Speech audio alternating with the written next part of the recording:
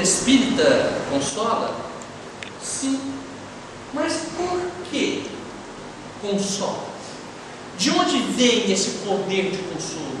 Porque o Espiritismo nos esclarece dúvidas cruciais.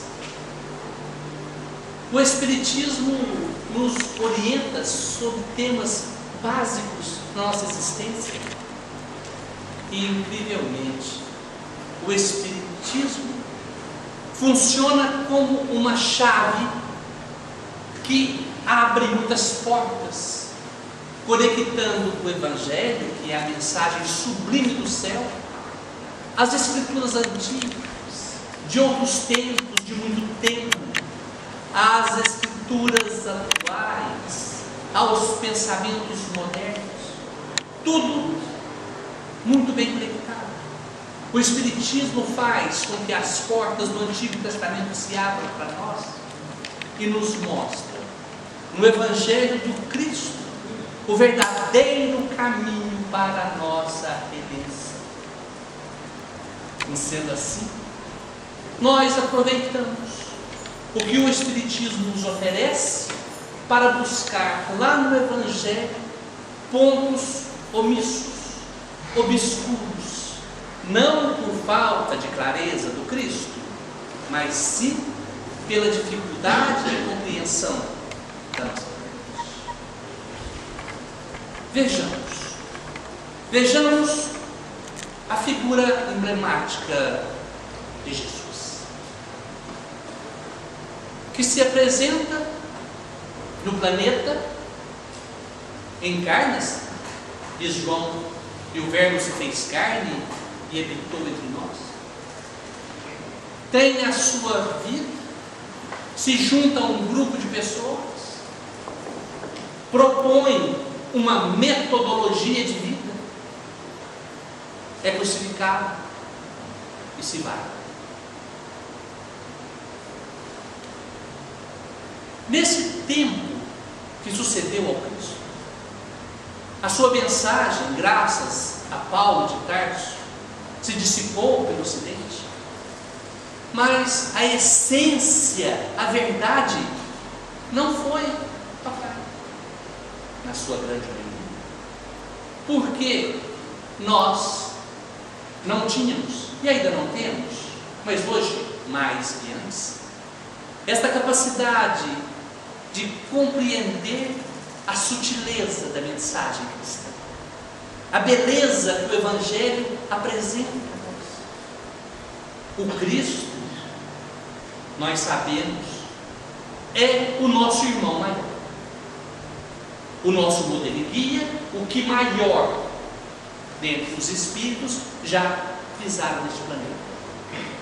Pois bem, mas a sua grandiosidade não é alguma coisa compreensível por nós. Como muito bem diz Emmanuel, a história do Cristo se perde na poeira dos sóis. Se uma estrela vive 15 bilhões de anos, e a história do Cristo se perde na poeira de muitos sóis, quer dizer que Ele encarnou, reencarnou, desencarnou e reencarnou muitas vezes, em muitos lugares, até chegar a ser o que era há 2000 anos. E depois, encarnado, nós temos o perfil psicológico dos seus apóstolos. Alguns até ridicularizam aqueles homens galileus, muito simples, muito rudes, e falam como se fossem pessoas comuns. E aí vem aquele ditado muito repetido, e que ele, a meu ver, não tem nenhum fundamento prático, dizendo que Deus não escolhe os capacitados, Ele capacita os escolhidos. É claro que não, gente. Deus não capacita ninguém. Deus nos dá o mundo para que nos desenvolvamos, e nós nos capacitamos. E se Jesus sair e conversa com André e Pedro lá nas praias da cidade de Cafarnaum, na mar do Genezaré, E depois, João e Tiago, e mais um e mais outro, ele não foi escolhendo ao acaso e depois Deus, com a varinha de condão, fez com que eles se tornassem melhores. Não. Espíritos de alta envergadura, porque se assim não fosse, eles não teriam como acompanhar o Cristo no seu ministério. Nós vemos através da obra espírita longas narrativas de diálogos entre Jesus e João, entre Jesus e João, alguma coisa que transcende a nossa capacidade cognitiva. Textos fantásticos. E aí nós pensamos: quem são essas pessoas? O que vieram fazer e como? E o porquê de determinadas coisas que nós não entendemos? Vejamos, por exemplo, João Batista, o primo de Jesus. Nós vemos na narrativa evangélica que Maria vai visitar Isabel, levando o menino no ventre. Todo mundo sabe dessa história. Passa o tempo e no Evangelho não tem narração nenhuma do que sucedeu com o menino Jesus e o menino João. Mas no livro Boa Nova, no capítulo 2, nós temos uma história linda, que todas as vezes que eu leio, eu me comovo às lágrimas. Diz que Isabel foi visitar Maria, levava consigo João, já com seus 12 anos, e ali, numa casa muito simples, em Nazaré, as mulheres se põem a falar, comentando coisas que é comum das mães a falar de seus filhos. Maria fala de Jesus, Isabel fala de João, e ela narrando que João era um menino diferente, que muitas vezes ela o encontrava em meio às figueiras bravas, em profundo silêncio, que ele tinha uma capacidade muito grande de servir, de ser gentil. E Maria, obviamente, sem querer contar vantagem, disse que Jesus também tinha a mesma característica, que ela o encontrava muitas vezes às margens do caminho, falando com as pessoas, de preferência os mais sofridos, falando de um mundo de esperança, falando de coisas belas. E ali elas falavam, enquanto José terminava o seu serviço e voltava sorridente, elas se perguntaram: onde estão os meninos? E elas saíram e olharam para um monte um pouco mais elevado da casa, onde tinha a visão de uma extensa planície da Galileia, e os meninos estavam de costas viradas. Jesus apontava alguma coisa e João atentamente olhava. Nós podemos pensar que Jesus não estava falando para eles sobre a geografia da região. Seguramente Jesus lhe falava do futuro, de alguma coisa muito grandiosa, de coisas fantásticas. E João, com seu cabelo um pouco mais escuro, ambos eram nazarenos, tinham os cabelos compridos. Jesus com o cabelo um pouco mais castanho. O vento soprava e eles ali conversavam. A história termina. E nós então vemos no Evangelho João Batista caminhando nas margens do Jordão, vindo do deserto, uma figura um tanto quanto diferenciada.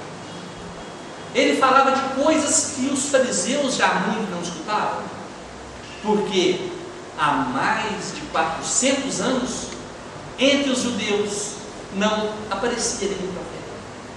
O último profeta, Malaquias, morreu, e a voz de Deus se calou. Então, as palavras de João começaram a chamar a atenção das pessoas. E ele, com aquela veste de couro, de pelo, com um cinto de couro atado à cintura, ele se punha a gritar: arrependei-vos, porque o reino dos céus está próximo. Arrependei-vos, insistia ele. Arrependei-vos. E batizava as pessoas. Até que um dia chega Jesus. E ele diz: mas eu não sou digno de atar-lhe as sandálias? Eu deveria ser batizado por você? Mas Jesus humildemente se curva. E João molha no ritual do batismo, esse batismo da purificação, de lavar, jogando água, simbolicamente lava o corpo, lavaria a alma. Vejamos, Jesus sai dali e inicia o seu ministério, inicia com uma pregação. Está lá no livro de Mateus. E curiosamente, a primeira coisa que Jesus diz: o reino dos céus está próximo, arrependei-vos. Arrependei-vos, diz Deus. Foi aí que passamos a buscar o que vinha a ser o arrependimento. O que significa isso para nós? O que vem a ser arrepender de alguma coisa? O reino dos céus está próximo? Alguém que lê isso de maneira solta na Bíblia pode pensar: o mundo vai acabar e vai aparecer um reino diferente e eu tenho que arrepender. Arrepender do que? Eu não sei nem do que devo me arrepender. E na verdade, o termo arrepender, ou o verbo arrepender, ele é muito mal empregado nas nossas vidas. Por quê? Nós nos arrependemos de muitas coisas todos os dias, mas é só ter a oportunidade, a gente faz novamente a mesma coisa. O exemplo mais claro disso é para quem teve a oportunidade de ingerir bebida alcoólica na vida e amanhece com aquela ressaca do tamanho do mundo e diz: meu Deus, eu estou arrependido. Por que eu bebi tanto assim? Nunca mais eu ponho isso na boca. Até chegar a próxima sexta-feira. Ele esquece daquela promessa e vai beber de novo, e vai se arrepender de novo, e fica esse jogo: eu arrependo e desarrependo, eu arrependo. Mas é isso seria que João manda arrepender? Jesus também? Não. O arrependimento é alguma coisa muito mais profunda. Arrepende do quê? Dos equívocos, dos erros, os erros que cometemos. Então tá, eu me arrependo, mas para que isso tenha valor real, esse arrependimento deve vir atrelado a uma proposta sincera de não mais incorrer no mesmo erro. Mas aí nós pensamos: nós erramos tanto assim? Nós temos cometido muitos erros? E se você pensar bem, não, parece que não. Se a gente estivesse fazendo muita coisa errada, a gente estaria na cadeia, e nós não estamos. Nós temos falado muita coisa feia? Não, porque nós somos espíritas. Espíritas não falam coisa feia, não é verdade? A gente fica com vergonha do povo. Nossa, mas o espírita falando isso, a gente não fala. E pensar coisa feia, a gente pensa? Não também, né, gente? Claro que não. Por que será que a gente pensa essas coisas?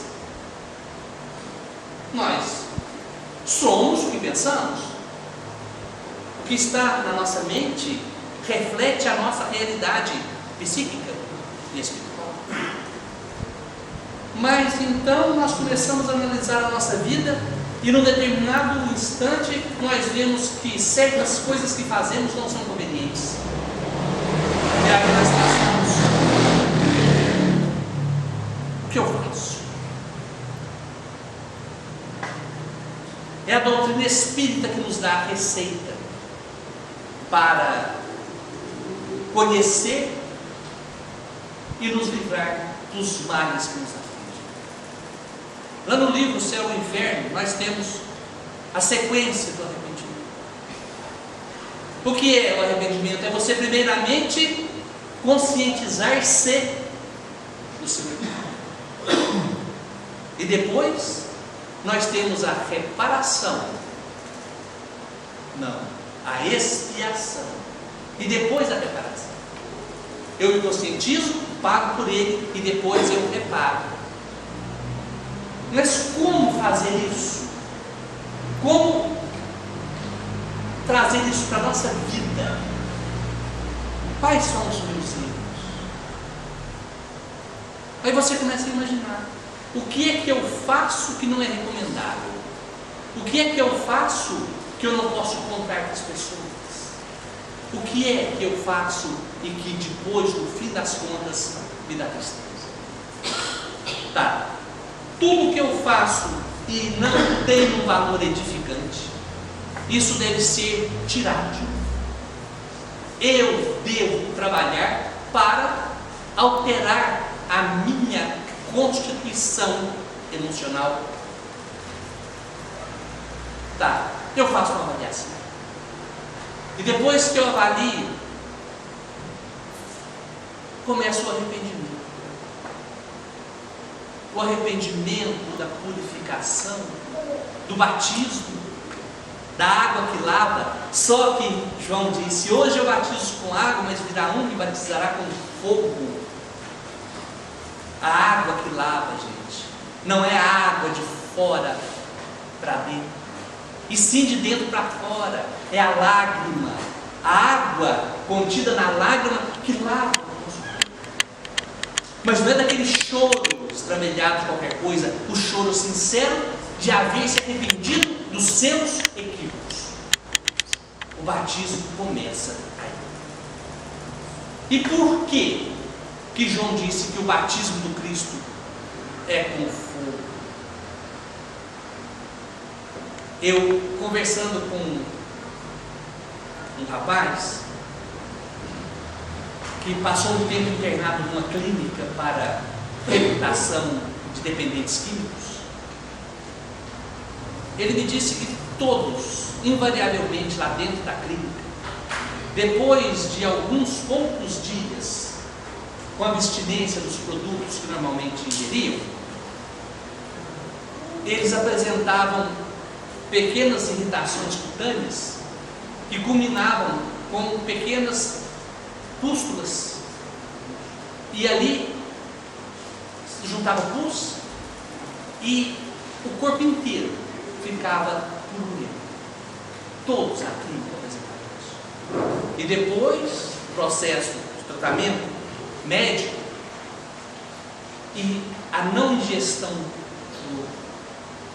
dos químicos em geral, dos tóxicos, a pessoa se livrava daquilo e nem marca fica, como disse ele. E foi assim que eu estava pensando. A pessoa ingere um tóxico de efeito muito rápido, e ali ele fica se intoxicando e está aparentemente bem.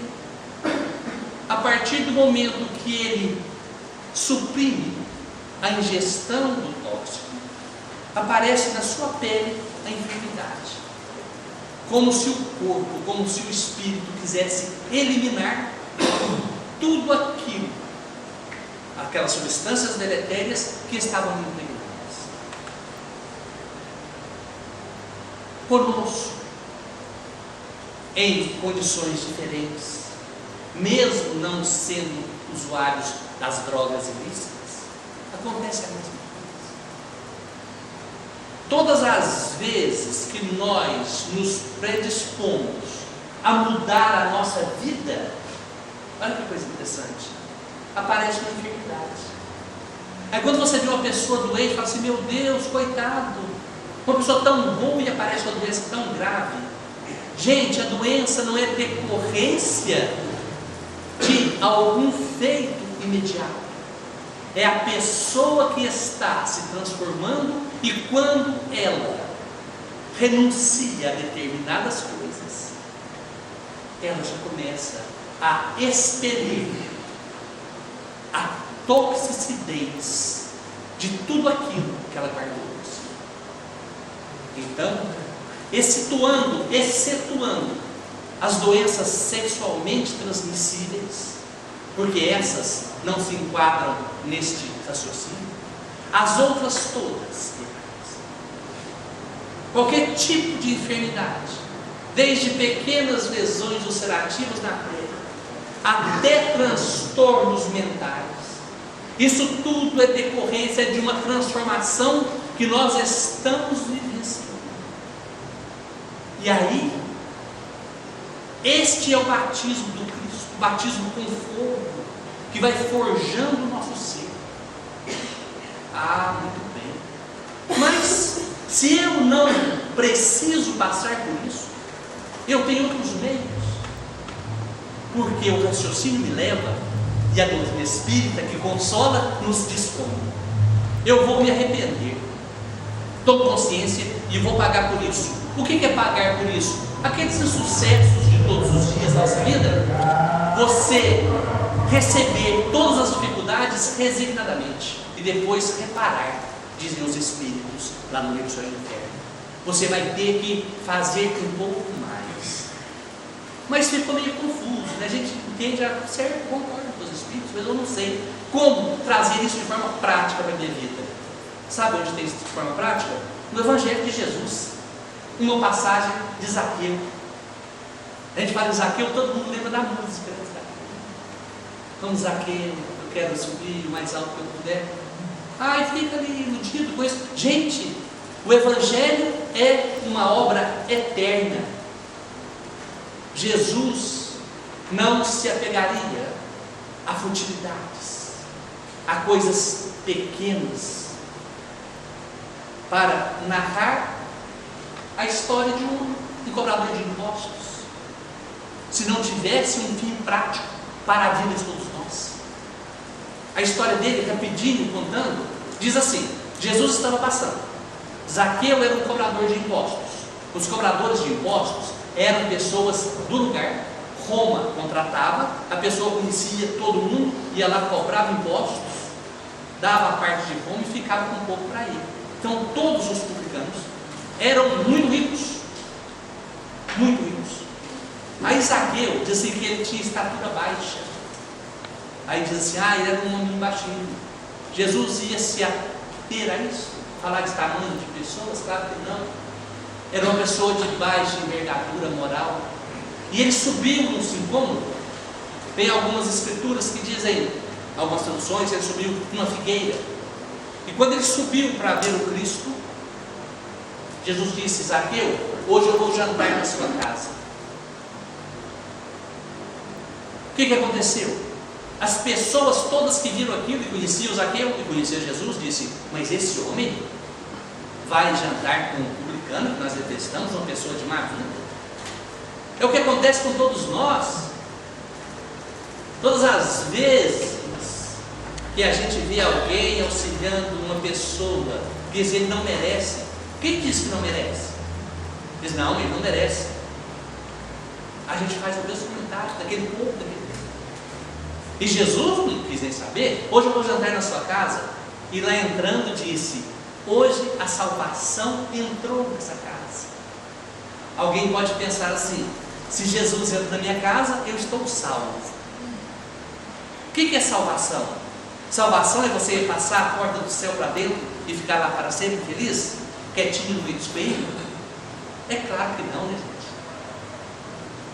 O Espiritismo nos disse que fora da caridade não há salvação. Salvação não é uma condição estática. Eu só estou salvo agora. Tudo no universo se modifica. Salvação é alguma coisa ligada à caridade. O que é caridade? Benevolência, indulgência e perdão. Se eu sou benevolente, indulgente e perdoo, eu estou vivenciando a caridade. E o que é a caridade? É aquilo que nos leva à salvação. O que é a salvação? É uma condição muito boa de vida, de tranquilidade, de paz, de conforto da alma, que se opõe ao fogo do inferno. Se eu não sou bom nem benevolente e não perdoo, eu fico vivendo nas chamas crepitantes do inferno o dia inteiro. Eu faço uma maldadezinha, ou eu me omito de fazer o bem, eu vou sentir as chamas que me queimam. Eu fico apontando o dedo para as pessoas. Eu não sei, não, mas parece que não, eu estou acostumado há muito tempo, mas as chamas estão me queimando. E aquela mágoa, aquele rancor que não me deixa perdoar, também me queima. Ou fogo do inferno. Então a salvação não é Jesus. Porque se Jesus chegar ali agora e conversar com a gente aqui, nós vamos ficar muito impressionados, mas nós não vamos mudar em nada.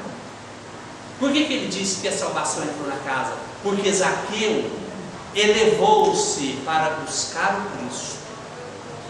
E o Cristo na sua casa, ele disse o seguinte, veja que interessante. Agora é importante que a gente pense nisso.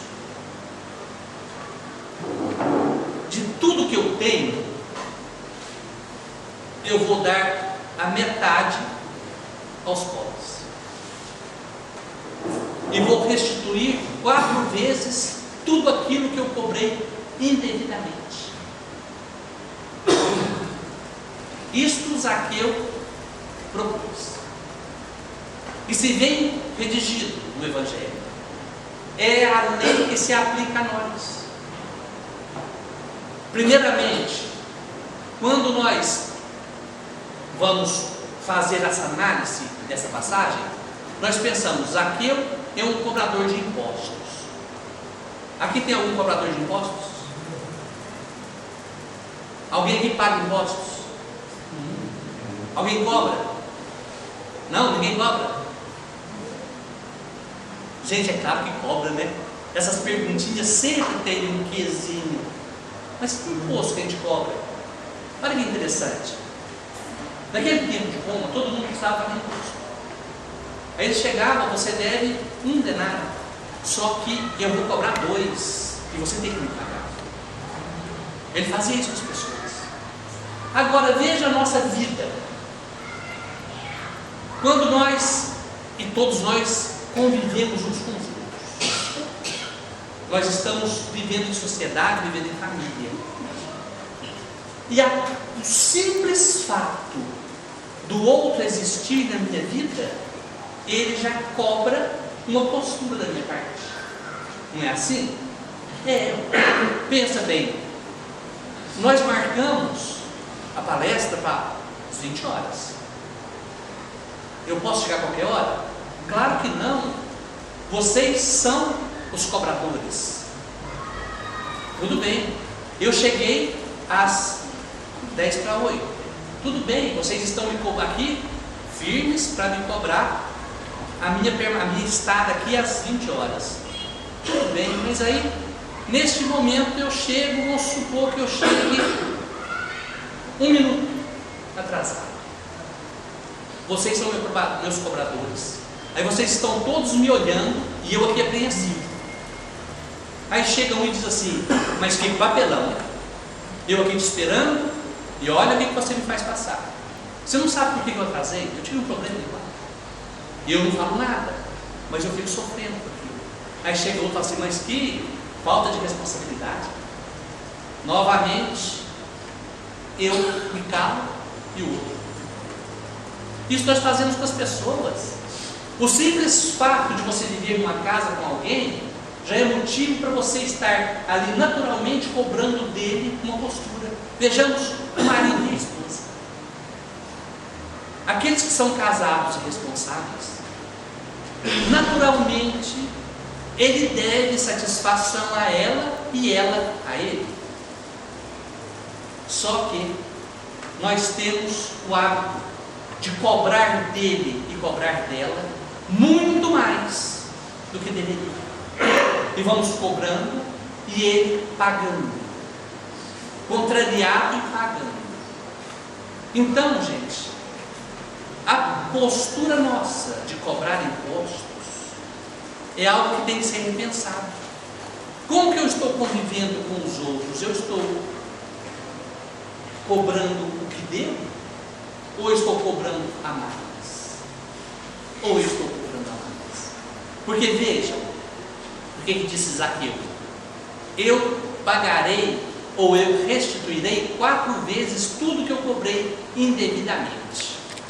Aí a gente começa a pensar: tudo aquilo que eu fiz o outro sofrer, ou os outros sofrerem, eu vou sofrer alguma coisa em torno de 4 vezes mais. Se você pega na torneira da sua casa um copo d'água, bebe meio copo e joga meio copo de água fora, em algum lugar no futuro você sentirá a falta de 2 copos d'água, que é 4 vezes meio. Então tudo aquilo que nós desperdiçamos, nós pagamos 4 vezes mais. Tudo aquilo que nós promovemos que não está de acordo com a lei, nós pagamos 4 vezes mais. Então esta é a reparação. Mas, perdão, a expiação. E a reparação que é? A reparação, ele disse que daria a metade do que tem aos outros. Essa lei também é para nós. Aí nós vamos dar a metade do que temos. Será que o fato de dar a metade do que temos já resolve a nossa vida, naturalmente? Já vai resolver? Imagina, eu dou a metade do que tenho. Tudo bem. Suponhamos que eu tenho aqui comigo 100 reais. Eu dou 50 reais e resolveu? Não, porque eu fiquei com 50, tem que dar metade de 50. E o outro também não tem, porque nós esgotamos os recursos. Quando se fala em dar a metade aos pobres, e todos são pobres, não é você pegar as suas coisas e entregar ao outro e ficar sem nada. É você colocar tudo que você possui, inclusive o seu tempo e a sua vida, à disposição dos outros todos. Porque se assim você fizer, você vai estar dando a metade. Por que a metade? Porque a outra metade você está vivendo. O fato de você estar vivo e usufruindo das benesses do mundo já é a metade da sua existência. A metade do que você tem. Aí você pega o seu tempo e a sua vida e coloca em função do próximo. Isso é dar a metade. Essa foi a proposta dessa lei. E no mundo de hoje, o que nós vemos a pessoa falar assim: eu agora quero um tempo para mim. Vocês já viram falar isso? Aquela mãe estressada, que é um tempo para ela. Toda vez que ela fala que ela não tem tempo para ela, vai fazer uma arte, ela vai fazer uma coisa cara. Gente, o tempo para a gente é o tempo que a gente usa servindo o próximo. É isso que eu quero. É assim que a gente repara. Mas você diz assim: mas então eu vou ter que pagar tudo que eu fiz? Vai. É a lei. 4 vezes.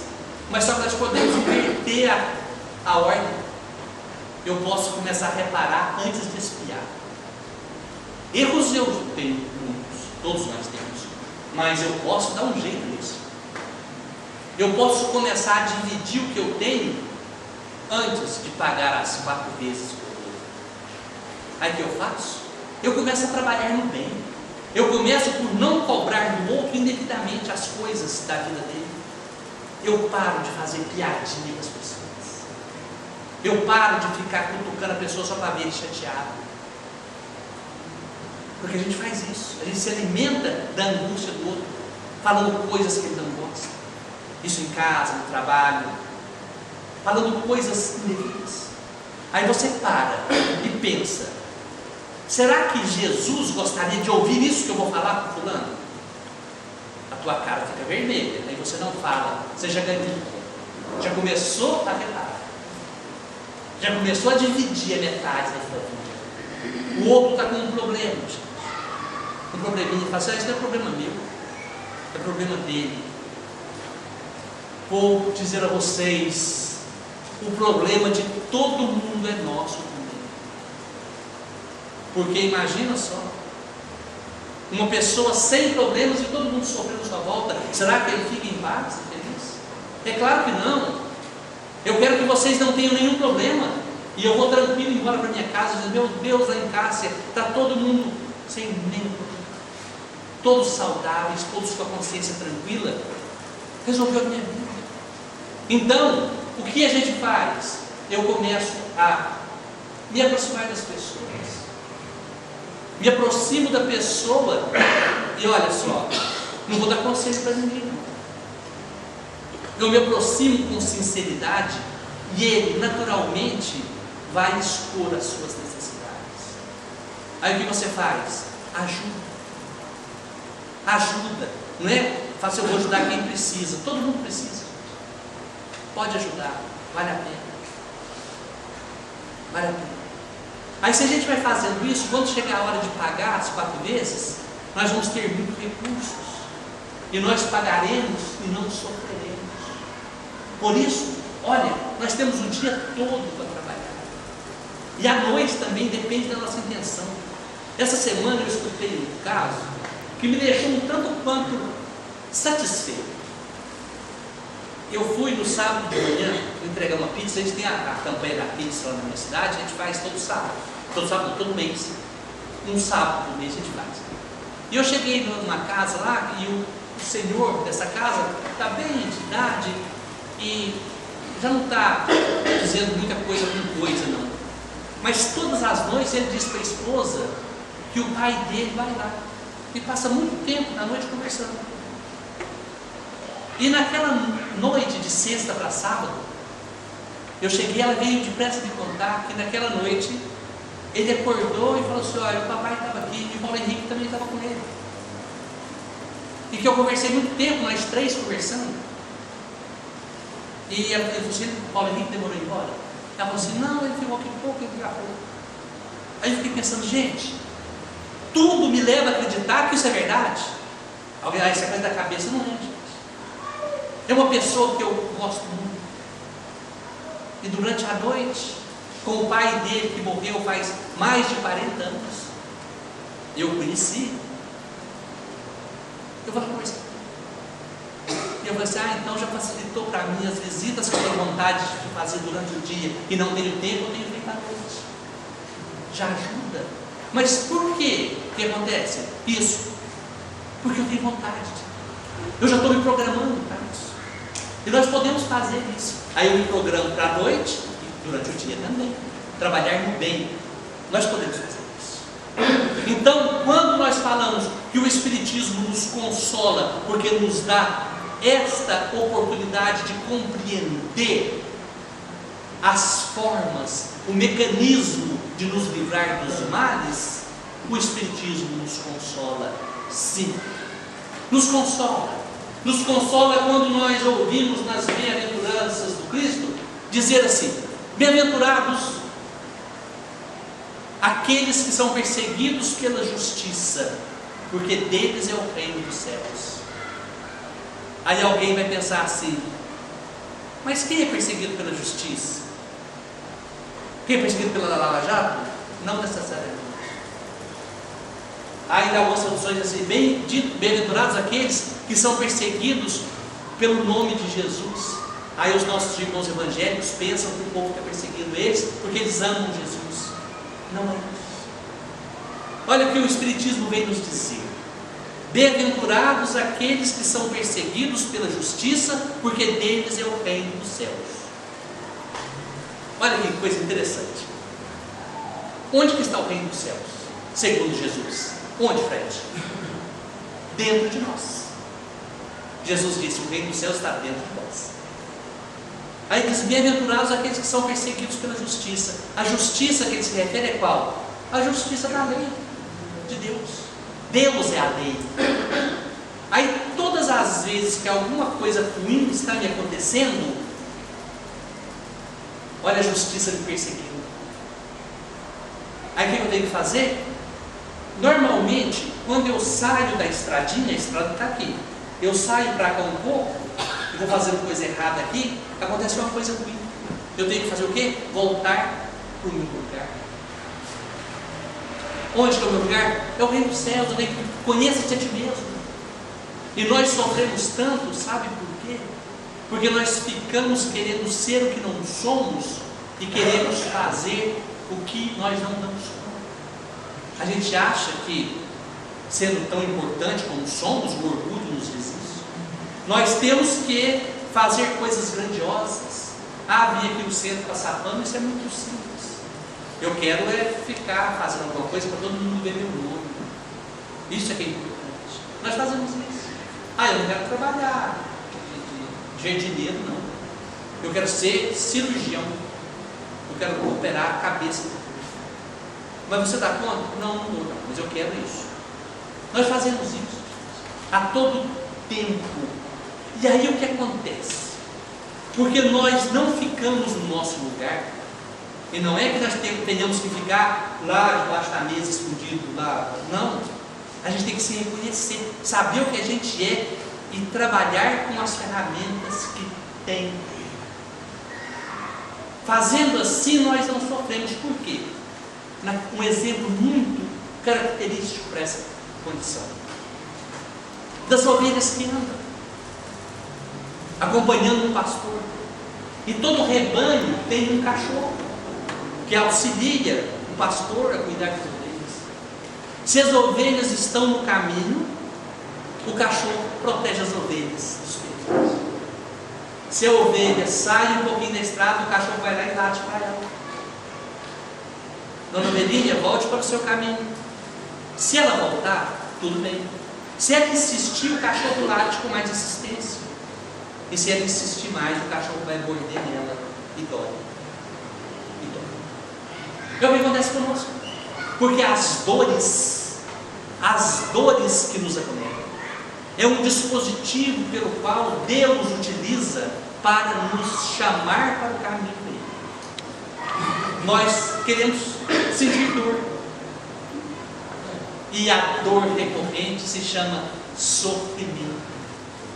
Aí você se pergunta: meu Deus, por que eu estou sofrendo tanto assim?